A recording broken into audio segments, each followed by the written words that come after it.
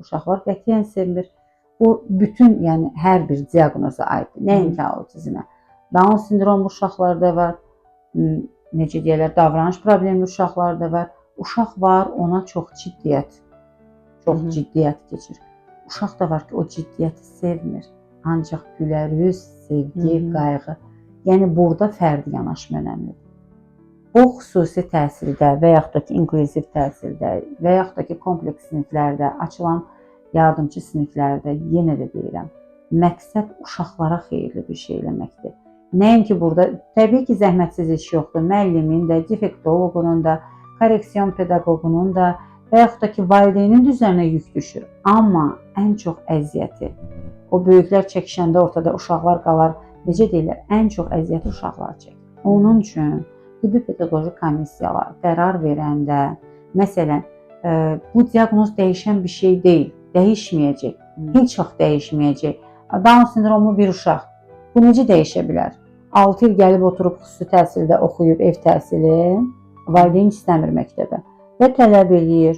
Mənim uşağım istəmirəm, o uşağın gəlib davranış problemini görəcək, o uşaqdan aqressiya, bu uşaqdan tüpürməyi öyrənəcək, bu uşaqdan vurmaq öyrənəcək. Amma gəlin baxaq, sən 6 il içində ev təhsili olan uşağı aparıb kütləvi məktəbin yardımcı sinifinə və yaxud da ki, sinifinə, xüsusi sinifinə qoyanda valideyn məcbur səni dinləməli olursa, sən ona nə verəcəksən?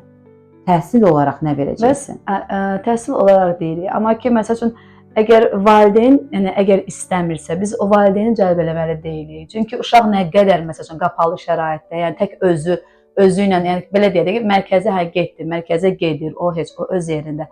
Hər halda, yəni məktəbə qədər, yəni bu uşaq istər-istəməz hansısa bir məşğələlərdən keçməlidir ki, yəni uşaq özünü hardasa, qismən də olsa hazır bilsin. Əgər bu uşağı valideyn özü bilərəkdən də evdə təhsilə cəlb eləyirsə, bəs bu nə dərəcədə doğrudur? Yəni bu uşaq istər-istəməz gedib hamı, yəni bütün uşaqlar o prosesdən keçir.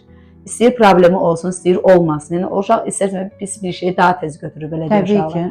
Ona görə ki, valideynin, yəni uşağın yəni təhsildən ayırması, yəni kompleks şəkildə də belə deyək ki, uşağın sosiallaşmasına, uşağın cəmiyyətə uyğunlaşmasına mənfi təsir göstərir də demək olar ki, valideyn. Uşağını çəkindirir də bir növ. Mən sizi anlayıram, amma gəlin real danışaq. O uşağın rəsmi qəyyumu kimdir? Ana. O sözsüz. Və nəzərə alın ki, xüsusi qayğıya ehtiyacı olan uşaqların əksəriyyəti tək analardır baxanlar. Onun söz yox. Çünki bu uşağın ibtidaidə məsələn tək oturub qalmayacaq. Məsələn, uşaq həmişə uşaq olaraq qalmır axı. Uşaq böyüyür. Mən nə deyirəm? Bunun gələcəyi var, bu uşağın özünü idarə etməsi var. Bu gün valideyn məsələn uşağını sıxdı saxladı evdə, məsələn sıxdı saxladı evdə.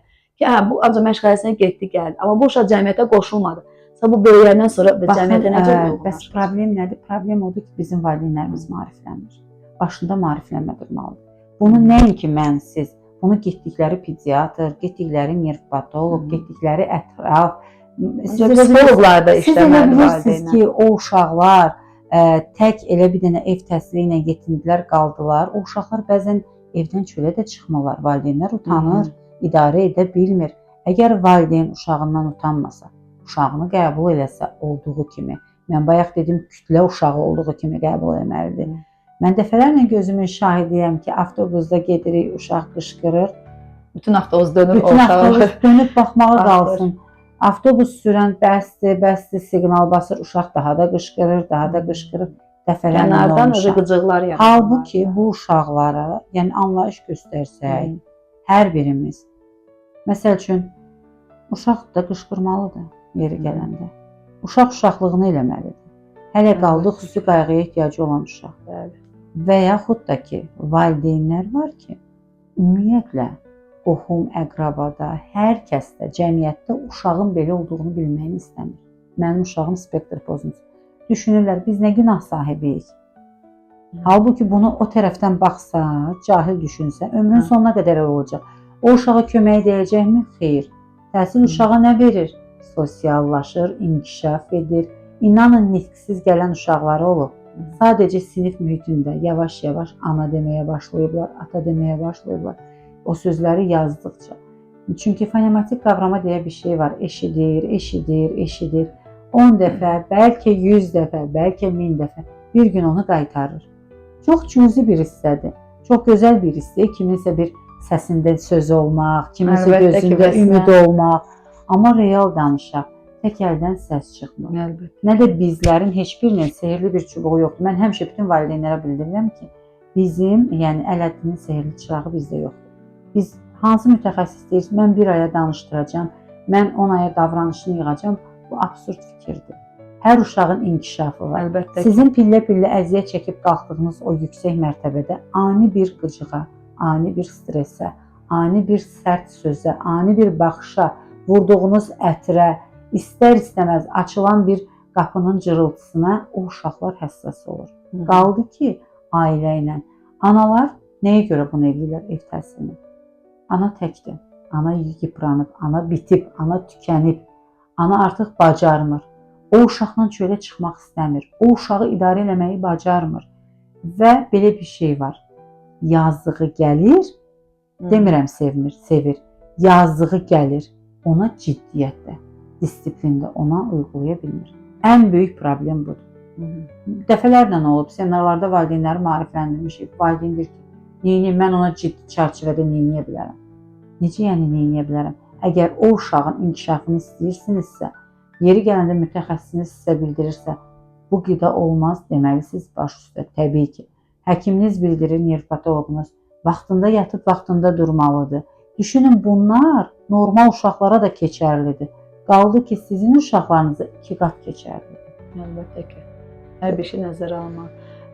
Demək, yəni belə nəticəyə gəlmək olar ki, xüsusi təhsil uşaqların həyatında yəni xüsusi yeri var. Bəli. Xüsusi təhsil uşaqlar üçün çox vacibdir. Məktəb yaşına çatmış bütün valideynlər, xüsusi uşaqları olan analar, atalar heç vaxt düşünməsin ki, nə olar. İnanın ki, hər kəs bacardığı qədər, əlindən, inanın biz uşaqlarımızdan çox məktəbdə vaxt keçirdirik.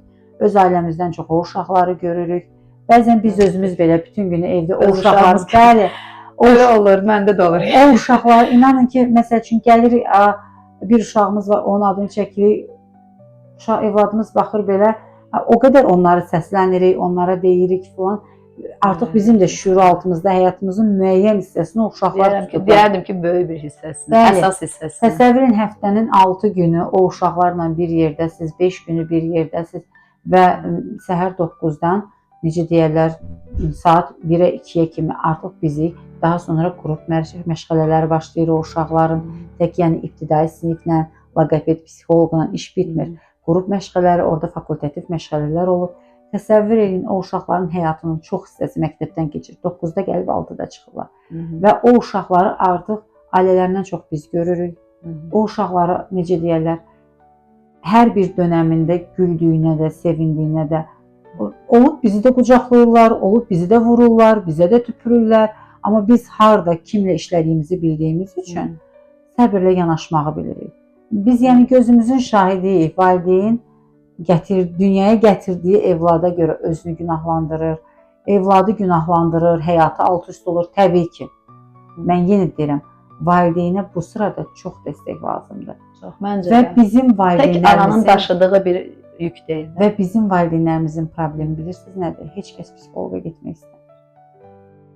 Ən böyük problemimiz budur.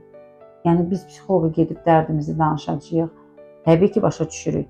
Onun maddi tərəfi də var. Ona görə mən çox istərdim ki, seminarlar bəzən doğrudan da inanın çox ehtiyacı olan ailələr var, çox imkansız ailələr var. Yəni pulsuz seminarlar da olsun. Məsəl üçün sırf valideynlər üçün maarifləndirici xarakter. İnanın, 1-2 dəfə seminar eləmişik özümüz. Valideyn uşağını götürüb gəlib. Deyirik, biz bunu sizin üçün eləmişik. Bir qoyacaq yerim yoxdur. Baxırsan ki, tək başınadır. Yəni, kobud şəkildə deyəcəm, ifadəmə görə dönə-dönə bütün xüsusi qayğıya ehtiyacı olan analardan üzr istəyirəm. Uşaqlarınıza xəstə kimi davranmayın. Uşaqlar mənim xəstəlik deyil, fərqlilikdir. Mənim xəstə uşağım var. Yox. Mənim xəstə uşağım var. Bu sözünüzü deməyin. Mənim xüsusi qayğıya ehtiyacım. Mən türklərin o sözünü çox sevirəm. Mənim özəl bir uşağım var. Əlbəttə ki. Və hər bir uşaq. Onsuz da analar Hər bir üçün, uşaq özəldir. bəli, analar üçün sağlam, yəni problemi olsun, xüsusi qayğı hər biri özəldir. Amma onlar yəni uşaqlarına xəstə dedikcə, inanın o uşaqlar elə xəstə durumunda da qalır. Düzdür. Ona görə də belə deyək də, yəni bitirək ki, yəni hər bir kəsin, yəni konstitusiyamızda da, qanunda da var ki, Bəli, 42-ci mütləq. maddəsi ki, hər kəsin təhsil almaq hüququ var. Yəni onun hansı vəziyyətdə, hansı fiziki cəhətdən, yəni problemli olmasından və yaxud da əqli cəhətdən problemli olması asılı olmayaraq, yəni hər kəsin təhsil almaq hüququ var. Mütləq. Bir də onu da bildirim Aha. sonda. Bayaq evdə təhsildən danışdıq, fikrimi bildirim. Xüsusi təhsilin evdə təhsil bölümü olduğu kimi, Aha. kütləvi təhsilin də evdə təhsil bölümü var. Burada o valideynlər maariflənsin, əgər bunu baxacaqlarsa. Burada da yenə epilepsiya xəstələri var, müəyyən qəzalarda fiziki sağlamlığını itirən insanlar var. Qan xəstəliklərindən əziyyət çəkən uşaqlarımız var. Hal-hazırda ölkəmizdə Ağır talassemiyalar, şəkər xəstələri, ağır diabetik olan xəstələr var. Onlar belə, məsəl üçün, onların təsəvvür edin evlərinə 6-cı, 7-ci sinifdə oxuyurlar, 10-11 müəllim gəlirdi. Artıq bizim xüsusi təhsildə də o sistem həyata keçirilir. Və nəzərə alın ki, siz uşağınızı necə sevib, necə dəyərləndirəcəksinizsə, inanın ətraf cəmiyyət də o cür olacaq. Düzdür. Ona tamamilə razıyam. Uşağınıza, yenə də deyirəm, Valideyn övladını qəbul eləyirsə, Bəli. hamı qəbul edir. Və mütləq, borcludur da qəbul eləmək. bəli, Çünki xüsusi uşağa, yəni ona xüsusi reaksiya vermək düzgün deyil. təbii ki, Çünki o bizim həyatımızın bir hissəsidir. həyatımızın bir hissəsidir, bizim işimizin bir hissəsidir. Çox çətin bir durumdur. Təbii ki, yəni bunu kim desə ki, mən bacarıram, çox çətin bir vəziyyətdir əslində. Bu vəziyyətdən çıxmaq üçün burada ana-ata bir-birinə möhkəm dəstək olmalıdır. Nənə-babaların da üzərinə çox yük düşür. Bu uşaqları utanmadan, çəkinmədən təhsilə, yeri gələndə şənliklərə, yeri gələndə hər bir yerə, istirahətə özünüzdən aparın. Tək təhsil verməklə deyil. Yəni təhsili məktəbdə, tək evdə, tək verdə. Əlbəttə ki, təkcə məktəbdə Bəli. sosiallaşmır. Belə ətrafda Bu uşağın sosiallaşması üçün hər bir şey. Yəni insanların həyatı doğrudan da dəyişir. Əgər evdə bir xüsusi uşaq varsa, o xüsusi uşağa görə həyat dəyişirsə, gəlin onu yaxşı yönə dəyişək. Onda biz o uşağa çox kömək olmuş olacağıq. Nəinki biz o uşağı bilirsiniz, hər şeydən məhrum eləsək, artıq onun müəyyən bir məhdudiyyətləri var. O məhdudiyyətlərin üstünə də biraz biz məhdudiyyətlər əlavə eləsək, biz o uşağa köməkdən çox ziyan vurmuş olacaq. Bu qədər. Ona görə də valideynlər daim hər şeyin yaxşısını düşünməlidir. Yəni ki, onu düşünməlidir ki, uşağımı nə qədər cəmiyyət arasına çıxarsam və övladımdan utanmasam, bir o qədər övladım daha yaxşı inkişaf edər, sosiallaşar və cəmiyyətə də uyğunlaşar. İnşallah.